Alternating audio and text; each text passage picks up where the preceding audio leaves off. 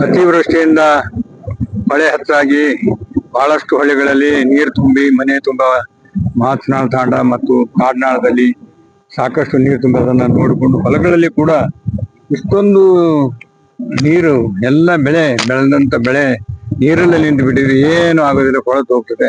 ಈ ಕಡೆ ಹತ್ತಿ ಕೂಡ ಏನಪ್ಪಾ ಅಂದ್ರೆ ಕಾಯಿ ಆಗಿ ಒಣಗಿ ಇನ್ನೇನು ಕೈಗೆ ಬರ್ತಕ್ಕಂಥ ಸಂದರ್ಭದಲ್ಲಿ ಅದು ಕೂಡ ಕೊಳತು ಹೋಗಿದೆ ಮಳೆಯಿಂದ ಹತ್ತಿ ಮೇಲೆ ನೀರು ಬಂದ್ಮ್ಯಾಗ ಹೊಡೆದಿದ್ದು ಸ್ವಲ್ಪ ಹೊಡೆದಿದ್ದು ಅದು ಏನಪ್ಪಾ ಅಂದ್ರೆ ಅಲ್ಲೇ ಕೊಳತು ರೈತನ ಕೈಗೆ ಏನು ಬರದೇ ಇರ್ತಕ್ಕಂಥ ರೀತಿಯಲ್ಲಿ ಆಗಿದೆ.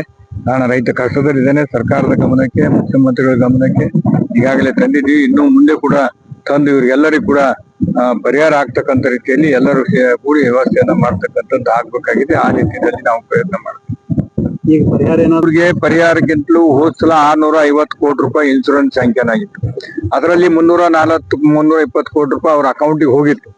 ಇನ್ನು 10 ದಿವಸ ಬಿಟ್ಟು ಹಾಕೋದಿತ್ತು. ಮೊನ್ನೆ ಏನಪ್ಪಾ ಅಂದ್ರೆ 200 ಕೋಟಿ ಅವ್ರ ಅಕೌಂಟಿಗೆ ಹಾಕಿದ್ದಾರೆ. ಈಗ ದುಡ್ಡು ಅವ್ರವ್ರ ಅಕೌಂಟಿಗೆ ಬರ್ತದೆ. ಇನ್ನೂ 100-130 ಕೋಟಿ ಇನ್ನೊಂದು 5-6 ದಿನದಲ್ಲಿ ಹಾಕ್ತಾರೆ. ಸಂಪೂರ್ಣ ಇನ್ಶೂರೆನ್ಸ್ ಹಳೇದು ಅವ್ರ ಅಕೌಂಟಿಗೆ ಜಮಾ ಆಗ್ತದೆ. ಇನ್ನು ಉಳಿದಿದ್ದೇನಪ್ಪ ಅಂದ್ರೆ ಈ ಮಳೆ ನಿಂತ ಮ್ಯಾಗ ಸಂಪೂರ್ಣ ಸರ್ವೆ ಮಾಡಿ ಈ 1,05,000 ಹೆಕ್ಟರ್ ಏನಪ್ಪಾ ಅಂದ್ರೆ ಹಾಳಾಗಿದೆ. ಸಂಪೂರ್ಣ ಸರ್ವೆ ಮಾಡಿ ಎಷ್ಟು ಜನ ರೈತರಿಗೆ ಹಾಳಾಗಿದ್ದಾರೆ, ಎಷ್ಟು ಜನ ಇನ್ಶೂರೆನ್ಸ್ ತುಂಬಿದ್ದಾರೆ, ಅದನ್ನೆಲ್ಲ ನೋಡ್ಕೊಂಡು ಏನಪ್ಪಾ ಅಂದ್ರೆ ಸರ್ಕಾರ